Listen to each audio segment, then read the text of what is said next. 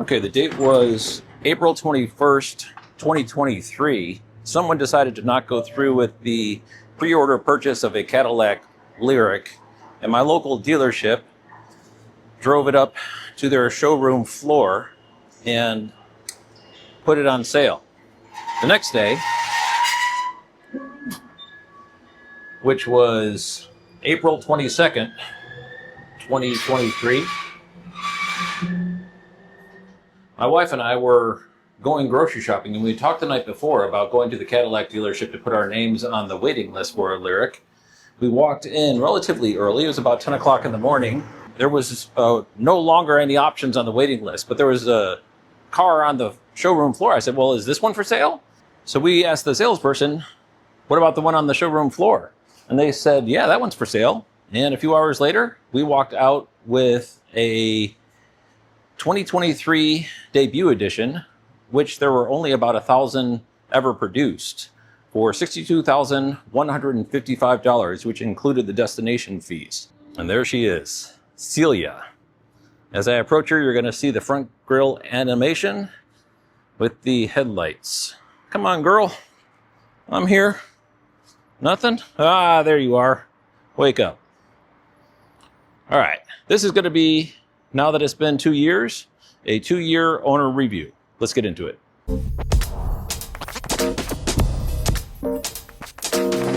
Okay, let's go over some of the preliminaries. This car was given a battery pack that was put together in Warren, Ohio at the Ultium Cells Factory. 102 kilowatt hours, and that was shipped to Spring Hill, Tennessee, where United Auto Worker employees assembled this car, and so it was qualifying for those Biden-era tax credits. Basically, those Biden-era tax credits were uniquely suited for General Motors customers because General Motors had the ability to produce batteries domestically and also assemble in country, and also the Mexican factories were included in those as well. It gives us an EPA range of 312 miles. This car is 197 inches long and 78 inches wide, which is both longer and wider than the Tesla Model Y. It also has 22-inch wheels. The drive feel is very floaty. It's got a 5-point suspension, and Cadillac is kind of known for that dreamy, floaty drive feel. They've obviously calibrated their suspension over decades of iterations with the additional weight from a battery pack. Obviously it had to be reassessed to some extent, but still is a very comfortable drive feel. It's not air suspension, but it's still very comfortable. When you go over roads, it definitely feels like you're floating above the road. The width of the car, I don't really understand suspension dynamics, but I hear that because the Escalade has a very wide stance, it makes the drive feel more comfortable. And I'm not sure exactly how that plays into the geometry of road dynamics, but that is what I've heard. And the Lyriq is actually only 1 inch less wide than the Escalade.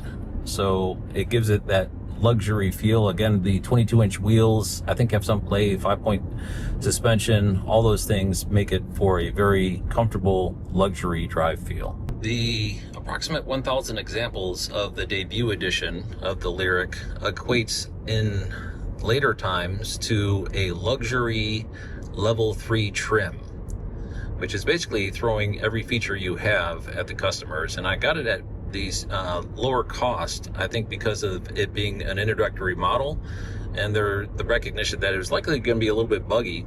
And when I say me, it really isn't me. My wife was the decision maker in purchasing this car, and it's actually her primary driver. The only reason that I'm on the road right now on my daily commute in this car is because she skipped country to Spain. She's in Barcelona for a little bit over a month doing an educational trip. During the summertime as a school teacher. She's got a gig out there that she's doing, having a grand old time. And I mean, why not? Let's drive the Lyriq, right? She ain't driving it. So that's my intention for the next month plus, in order to enjoy the Lyriq as a daily driver. But it's rear wheel drive, single motored. So I personally prefer the additional range and the lack of the frightening acceleration with single motor electric vehicles versus electric vehicles that go full send, knocking the fillings out of your teeth out every time you press the gas pedal down. So I actually like the single motor rear wheel drive dynamic a little bit better. It has all the power I need in order to accelerate onto on-ramps. So no problem there. I'm a very happy driver with a single motor. Okay. It is June 2025 when I'm recording this, and very soon Tesla is going to be doing their Robotaxi event in Austin, Texas to some degree. We're not exactly sure what.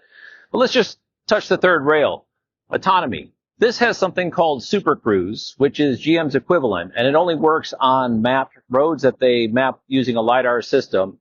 And then the system inside the car, the ADAS system inside the car, will let you drive hands-free. 3 different options. You could either let the car switch lanes for you every time it approaches a car that's slower moving. It can only do so when you turn on the turn signal, or it cannot change lanes at all. And it also has that adaptive cruise control where it slows down in front of the car in front of you. But it won't take you like from your garage to grandma's house. It won't do that. It only engage when it's on pre-mapped roads.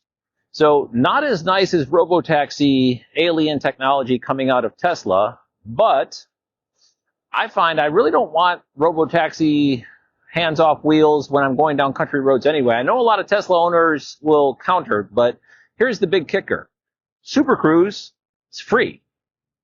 Costs nothing, at least for the first 8 years. After that, there's a subscription fee, but first 8 years, Super Cruise is free. So having the ability to go on road trips, take your hands off the wheel, relax. I actually find I have a hard time placing my hands either on the sides or in my laps or whatever. But anyway, I can go for easily an hour going down an interstate with Super Cruise engaged and not have to touch the steering wheel at all. It definitely takes that whole road rage instance out of the driving dynamics because I'm not driving the car. The car is driving itself.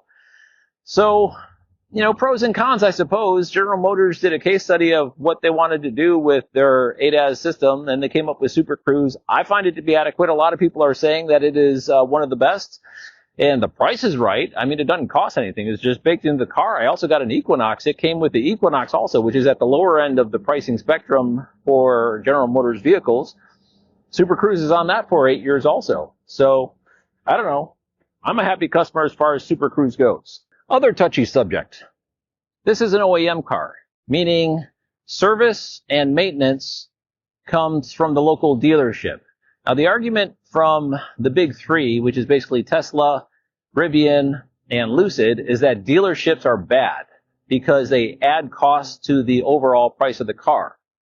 True, but in my hometown of Charlotte, North Carolina, they just put in a brand new Tesla service center, which everyone seems to be excited about. More service centers coming, so that's a good thing. So why are service centers under the Tesla brand a good thing, but dealerships are a bad thing? And I guess there's a question about the economic model, but I mean, if you're putting a facility in the ground where customers are going to come and get service, whether or not it's owned by the car manufacturer or owned by a third party, I think we're splitting hairs a little bit.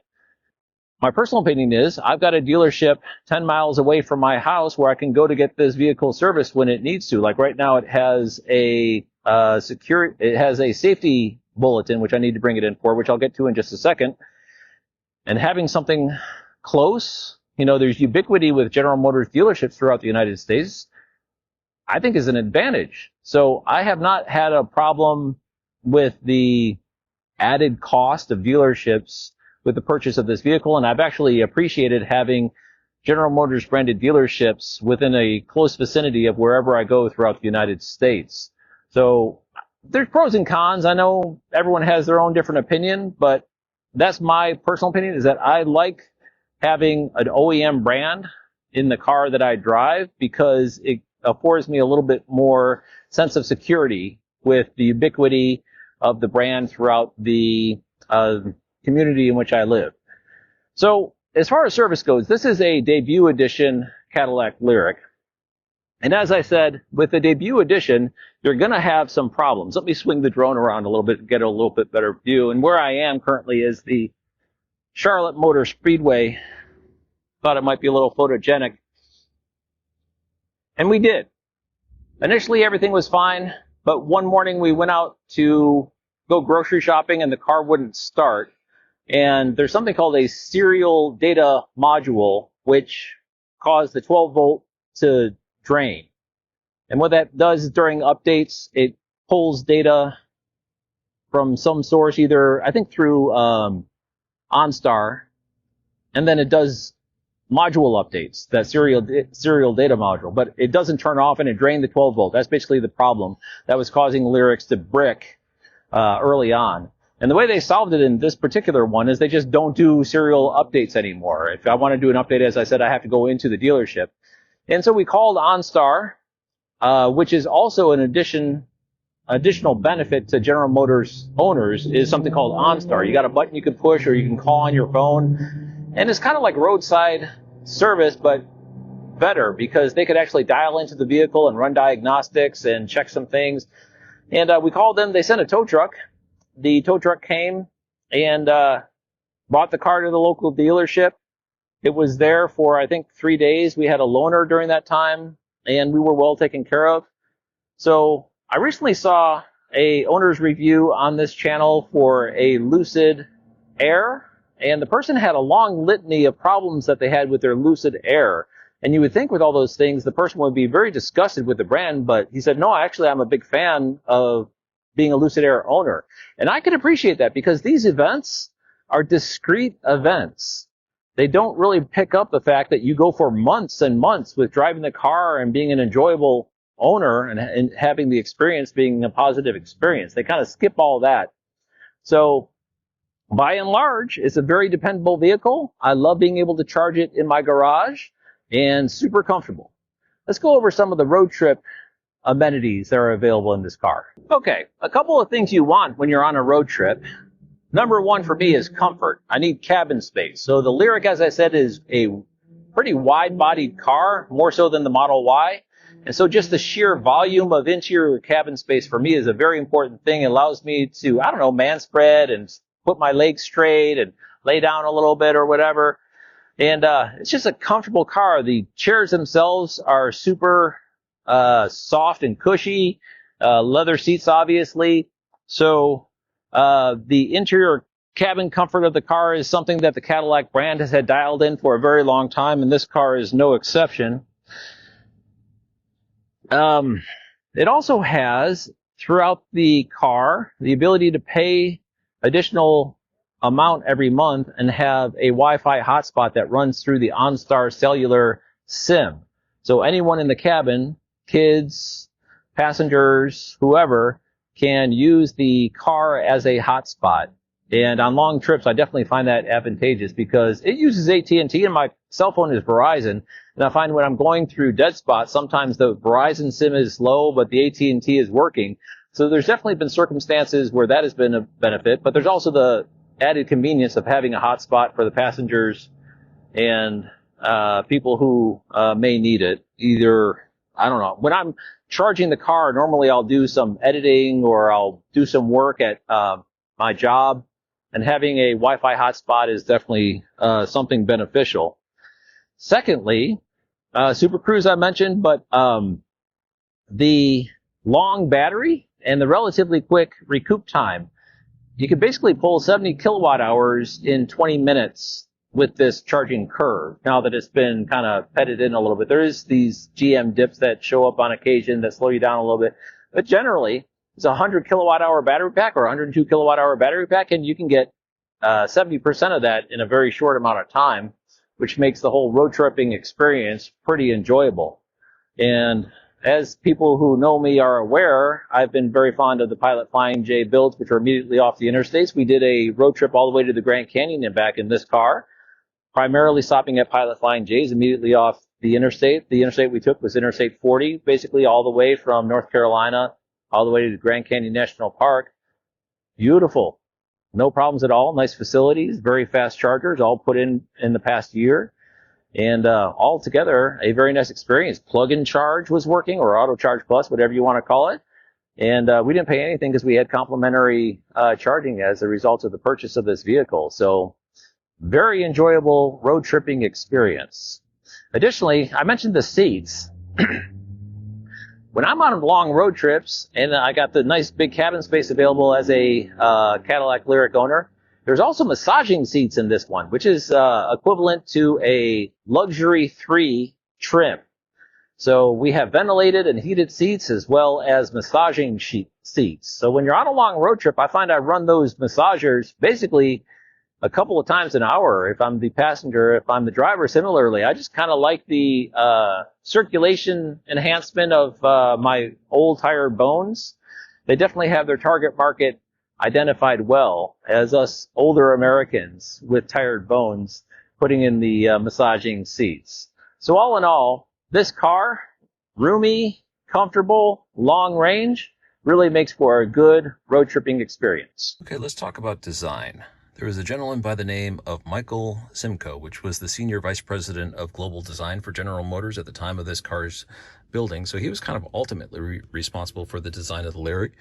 But specifically, a lady by the name of Magdalene de Bellis, who is a native French person who works at General Motors, is credited with the design director role of the Lyriq. I don't think I've ever heard her speak, but if we want to give credit where credit is due, I understand she is the primary person who came up with the design of the Lyriq. And the Lyriq, if we could roll the clock back a little bit, before General Motors had 14 electric vehicles to choose from, it was basically the Hummer, which was more or less a very large test platform in my opinion, and then the Lyriq, which was the first basically mainstream Ultium car. And so they needed to nail the design in order to capture the public's attention. And in my personal opinion, they did a wonderful job. They've got this 33-inch display, which is kind of one of the keynotes of the Lyriq. It's divided into 2 sections, as you can see. There's a section behind the steering wheel, and then a side panel, which you can do multiple different things over here with. I normally keep it literally just right here because the most common thing I use are the camera when I'm doing my parking, and where is it? Oh, it's not appearing. When I get close to my house, there's a number 1 here for my home link, so I could open the garage door when I get home. But basically, I just leave it there. I don't do too much audio listening. Now, the Lyriq does have an AKG 19 speaker sound system, and you might say, how can you cram 19 speakers into a car? And let me just go over them real quick. Right there is one speaker on the dash. There's another speaker on the dash. There's the third one. There's 2 in each one of the front headrests, which are also used for noise cancellation. There's ones in the door panel, and then further around the car are additional speakers. So in the debut edition, 19 speaker AKG sound system was included. Also, I'll go in the back and talk about how it's almost like a chauffeur back seat, so that you get a driver to drive you around and the important people sit in the back seat, because there's lots of kind of creature comforts for people back there. But as far as the design language and the stylistic effect of what has become the Lyriq design, the ash wood inlays, and unfortunately there is a lot of piano black plastic, but my personal opinion is it has class. It screams class. When I sit in this car and I drive it, I feel very well taken care of, like I'm a premium customer is a good way of describing it, I guess. There's many customizations you can do of how the display is going to be shown to you. Google Maps. Right. So you can have, actually, when I go on road trips, I have both screens set up as maps, with this one being an overview and this one being my turn by turn. And I find that works very well for letting me know how I'm going to go. It kind of makes me feel like a pilot in an airplane with all these displays around me. So, volume control. At nighttime, the sophistication gets dialed up to 11 because they've integrated ambient lighting.